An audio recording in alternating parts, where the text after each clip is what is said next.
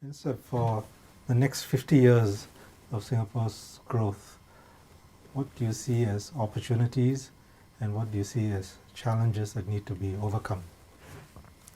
The challenges I will highlight as internal and external.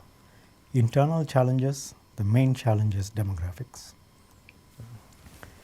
We now have 6 persons working for every 1 person who is over 65. Within 15 years, blink of an eye, that will turn to 2 persons working under 65 or 1 person above 65. One of the fastest aging societies in the world. What does it mean for your healthcare system? Where are you going to find the nurses? Where are you going to find the doctors? Your medical infrastructure and the vitality in your economy when you have a shrinking labor pool and the kind of social sort of support system that you have to put in place and the cost of it, the country has got to be able to afford it. These are significant challenges. And people don't only go to hospitals, there needs to be step-down care in, say, community hospitals, and many people will age at home. Who are going to be the caregivers? When your working population is already so small, can you keep importing foreign domestic workers to look after all of them? How many? And what kind of training? So these are one set of issues, internal. And where you're going to find manpower for your police force, for your army, for your civil service, for your private sector, as it is, you can't get Singaporeans.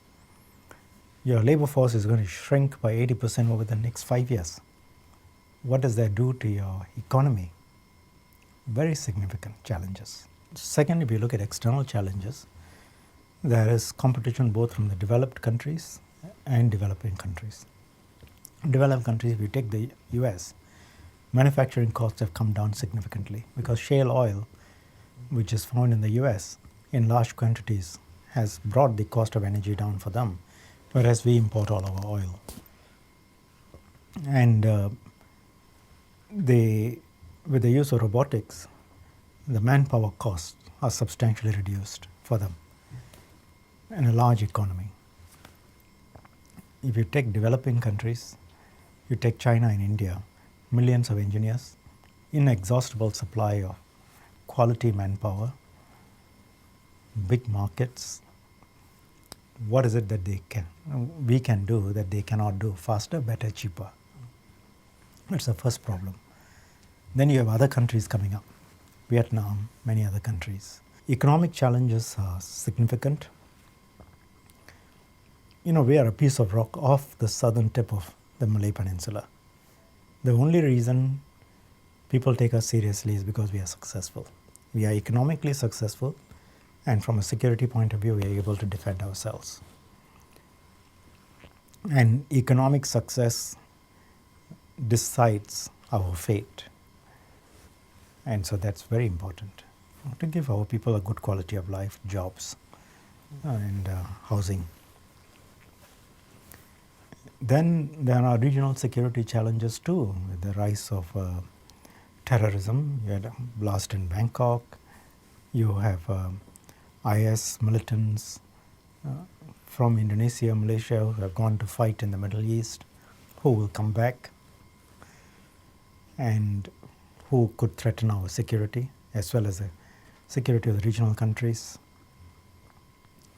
Racial, ethnic conflict is always a possibility. So you have security challenges as well.